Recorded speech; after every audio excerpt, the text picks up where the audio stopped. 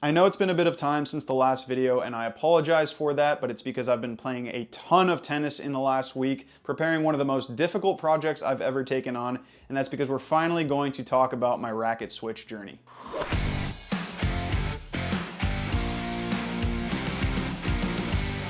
Hey everybody, it's Luca from Rackets Runners. Now, ever since we started pushing out more content on this channel back in February, I've been looking for a window of opportunity to finally switch rackets. I was waiting for the full release of the Wilson Shift because when I played with the prototype, I liked it so much that I figured the final release might be in the running for a potential racket switch, and after having played with it enough, I'm finally ready to take on the daunting task of letting go of my gravity tours. Now, I was also trying to figure out how to make my personal racket journey something more appropriate for a retail store YouTube channel, and that's why this video is going to be a sort of how to pick a racket tutorial. Before we go on though, as usual, remember that any of the rackets we mentioned here today you can check out on our website, racketsandrunners.ca, and please remember to like the video, subscribe to the channel, follow me on Instagram, and let me know down in the comment section what product you want me to cover next. Now, obviously, I'm in a bit of a unique situation where I have access to every racket whenever I want for pretty much however long I want, although my boss might disagree with that part, and rightfully so. But I wanted to make my racket journey as relatable as possible, so I figured I would set some ground rules. I can only go out with 2 rackets at a time for a maximum of 1 or 2 sessions.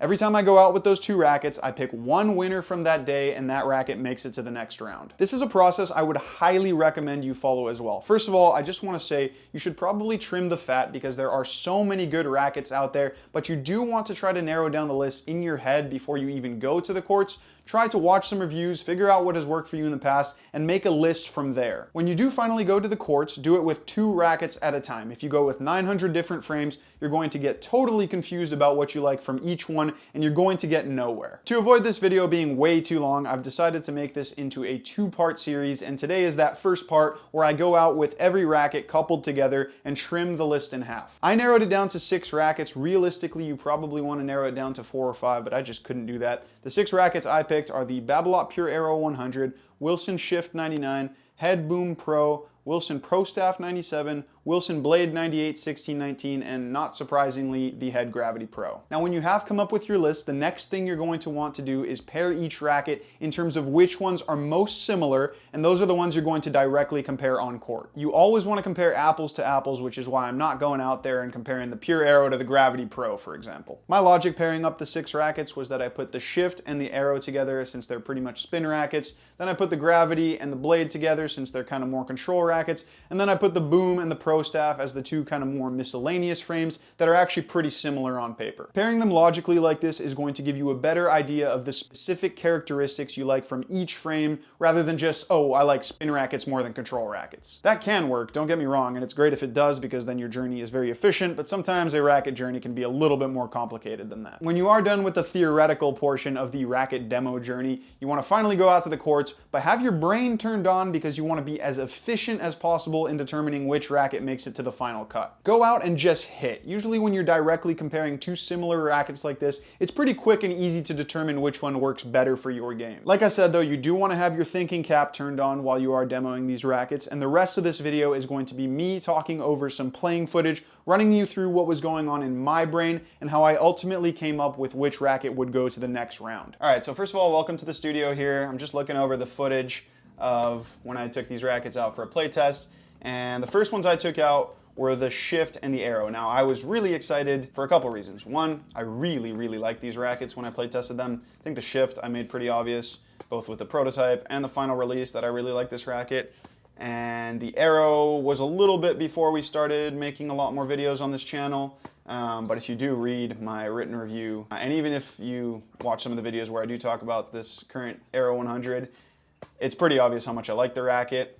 So I was really excited to take them out again, and because they're 2 rackets that I wouldn't generally gravitate to. I tend to prefer more control-oriented, softer, thinner beamed rackets, but what I like about spin rackets like this is that I have a pretty flat style, and over the last year or so I've been trying to add margin for error to my game. The best way to add margin is by adding spin, and spin rackets basically force you to hit with spin if you want to control them. It took me a bit of time to figure out which one worked better for my game. I was kind of flip-flopping between the 2, But in the end, I'm pretty sure I made the right decision. Let's cover a bit about what makes each racket unique here. The shift, obviously, hasn't really been much like it in the past. It's super crisp, but has this element of softness when you're hitting with spin, and it really rewards you when you hit a proper spinny shot. It's just like the graphite is telling you did something well. Very weird sensation. Hopefully you guys can play with a shift one day because it's quite cool. Now I did have the 300 weighted up pretty significantly with quite a bit of lead in the hoop and a leather grip. But yeah, small sweet spot, crisp racket, fantastic for spin. More precise than the AERO, but the AERO is definitely a more forgiving racket. It's got a bigger sweet spot. I don't want to say it's softer. I found it to be more connected to the ball. At least for my game, I was finding the sweet spot a little bit more. It could be that the swing pattern works better for me. It could just be that where the sweet spot's actually placed on the racket works better for me. Definitely more spin as well than the shift, more easy spin, I guess you could say. And it's got that aerodynamic shape that just the racket head accelerates super quickly through contact, which is one of the major benefits to playing with an AERO. And yeah, at the end of my play test, the one I ended up going with was the AERO. Like I said, it was slightly difficult decision, but whatever objective benefits there were to playing with the shift were just kind of overruled by the subjective better feel I had with the AERO. And that's kind of what you want to do when you are directly comparing two rackets. You want to let your subjective preference take over. Obviously, there's objective benefits to playing with the shift over the AERO, but in the back of my mind, I kind of knew throughout the play test, the AERO is the one I'm hitting better with, the AERO is the one I have better feel and connection to, that's the one I need to go with. So yeah, I ended up picking the AERO over the shift. So let's go on to the next one. Okay, so the next two rackets I took out were the Boom and the Pro Staff. Now the reason I decided to do these two is because obviously shifting the AERO are spin rackets. The Blade and the Gravity Pro, they're control rackets, so are kind of the Boom and the Pro Staff, but the Blade and the Gravity Pro, in the back of my mind, those are two genuine contenders for racket switches. So I kind of wanted to compare them more directly. The Pro Staff and the Boom were kind of more left field shouts, but having played with them recently, I really like them, especially the Boom. When I was doing that head rackets video, I haven't played with a Boom in a while. Very underrated racket. Totally doesn't get talked about enough anymore. But yeah, really liked it. So I wanted to put it in this rotation. And yeah, I really liked the Pro Staff when I was demoing it. So I figured Boom, Pro Staff, 21.5, 22 millimeter constant beam rackets. A little bit on the stiffer side for both. Yeah, they're not perfectly comparable, but those are the two we're gonna compare. So for this playtest, I definitely cheated a little bit. I knew I wasn't gonna have the time to go 3 separate days, so I kind of did the Boom and the Pro Staff on the same day as the AERO and the shift. And the decision was pretty much instantaneous between these two, which is going to happen. It's actually nice when it happens because then it's more efficient. You can just, chalk a racket right off. But I hit with the Pro Staff right after hitting with the Boom. Sorry, I hit with the Pro Staff right after hitting with the AERO and the shift for about an hour and a half. And I literally couldn't swing the racket.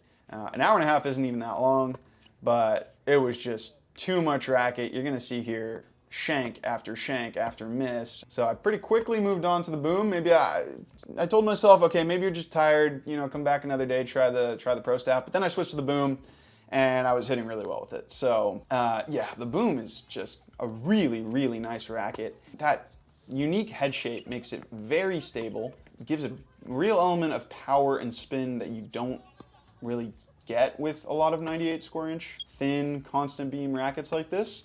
It's a little bit stiffer than some of Head's lineup, but still feels really good with that auxetic technology. So yeah, this was a pretty easy decision. We'll see next week. I still have a lot more experience with other rackets, but this is one that I'm liking more and more each time. So Boom versus Pro Staff. Pro Staff was just too difficult for me. It's a great racket, but it does require a certain level of precision, accuracy, and always being 100% on top of your game. And it was actually kind of good that I played with it after being tired, because you need to be able to swing your racket consistently over the course of a long session or a match. And yeah, it was just very telling that I couldn't swing the Pro Staff after an hour and a half when I was tired. So yeah, easy decision to go with the Boom. The Boom moves on. Okay, so the last two rackets that I took out were the Gravity Pro and the Blade 98 1619. Now, obviously I was super excited for these two because I think you all know how much I like the Gravity, at least. I've definitely shown a bit of love to that racket on this channel over the last several months. That's because it's a really, really good racket though, so no apologies there. The blade, you might not know that I like it as much because the racket came out before I was making a lot more reviews on this channel. But yeah, I like the blade a lot. The blade line in general, I've always really liked. I own every Blade 1820 that's ever come out. Yes, every single one. The N code included. And yeah, I just mesh really well with the blade. I've covered this in the control rackets video, but it's a control racket that's really made for the modern player. Something about the shape, the sweet spot, it's pretty forgiving, but still super precise and controlled. And this one in particular, the V8, Wilson has done an extremely good job with. And the reason it's so good is because what they've accomplished with that 45 braid is stability that shouldn't be possible for how low of a swing weight it has.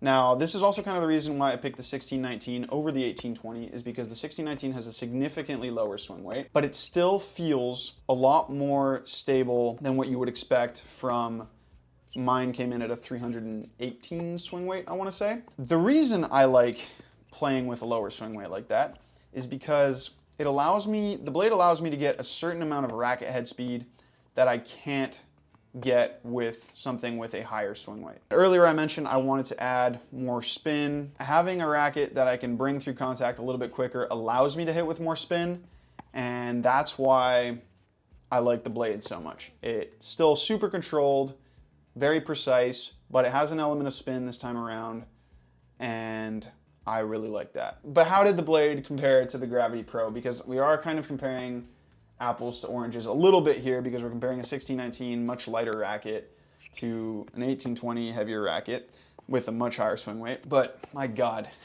and I really don't want to sound like a broken record here, and I don't want to become a meme, but I'm going to. But the Gravity Pro is just, it's such a good racket. The feel, precision, control is really on another level compared to most other rackets in the industry right now. I want to touch on feel. Like, I really want to touch on feel here for a second because the blade feels good. It feels fine. But there is that modern, dampened, almost mushy element where you definitely feel like there's technology in the racket that's altering the feel of what raw graphite should feel like. The Gravity Pro is one of the best feeling rackets I've ever played with. And I've played with a lot of classic rackets, but the connection you have for the ball with this racket is incredible. But then it has an element of forgivingness that you just don't get with something that feels this good. And it has an element of spin that you just don't get from something with an 1820 20 millimeter beam. Now, obviously it does have a slightly bigger head size, which is probably why you get all that. And usually what you'd expect with a bigger head size is less control, but it just doesn't have less control. It's a phenomenal racket. It really is one of a kind. Here's the thing with the Gravity Pro is that it's not an easy racket to use. Despite what I've said about the user friendliness, it's easier than, you know, a Prestige, Pro Staff, other rackets like that. But it does still have an element of difficulty that is the reason why I'm going with the blade. I just can't swing it as well as I can something like the blade. I can't get the same racket head speed, and I think in a perfect world, I would switch to the Gravity Pro and play perfectly with it every time. And there are times where I do feel like I can swing it quickly enough, but the problem is as soon as I'm playing with somebody that takes away a little bit of my timing, I just don't feel like I have enough time to swing this thing perfectly, and that's why I think I have to go with the blade on this one. And that's a real bummer for me because in my mind, I prefer the Gravity, but if I have to make a decision, I can't play as well with the Gravity Pro as I do with the blade, and that's why I gotta go with the blade. So, oh yeah, I also cheated a little bit here, and I had a T-Fight 305 in my bag, which I've never played with before, but I played with it, and I've been wanting to play with it, and especially because I'm French, I've been wanting to give it a real go, and I played very well with it. So the T-Fight's gonna make it to the next round, which means there's gonna be 4 rackets instead of 3 for next video. The 4 rackets that are gonna be in the next video are gonna be the AERO, the Boom Pro, the T-Fight 305, and the Blade 16, 19. Yeah, unfortunately the gravity didn't make it. It's kind of like the Pro Tour 280 in that at the end of each session, you're like, wow, I loved playing with that racket. My heart loves it, but my brain is also telling me I gotta go with slightly more user-friendly rackets. Maybe one day I'll be good enough if I keep improving as a tennis player. Unfortunately, that day is not today, and that's why the blade and the T-fight are making it to the next round, not the gravity. So, yeah. Hey buddy, it's okay, it's just a racket switch, not the end of the world. You can try the Gravity Pro whenever you want. You don't have to cry about it. My God, do I want to sound any more disappointed? No, but really that's sometimes just the way she goes when you're trying to switch to a racket. You really like a racket, but it's just too much racket, and that's when you gotta rip the Band-Aid off and move on. But anyways, that was kind of the logical frame of mind that my brain was in while I was playtesting the different frames. Take on a similar analytical viewpoint while you're demoing, and you'll at least be on the right track to narrow down your list. Sometimes, like it did with the Boom Pro and Pro Staff, you'll be really quick to decide which one is better for you, and sometimes it'll take a lot longer, like it clearly did there with the Blade and the Gravity Pro. I'm going to try to get part 2 done as soon as possible, where obviously I'll have the more narrowed down list, and in that video I'm going to talk about the more specific characteristics you should be looking for when you are getting close to making the switch. For now though, that is going to be it from us today. Thank you so much for watching. Remember that you can always stop by the store to demo any of these rackets, especially if you're on a racket journey like me, or you can check them out online at racketsandrunners.ca.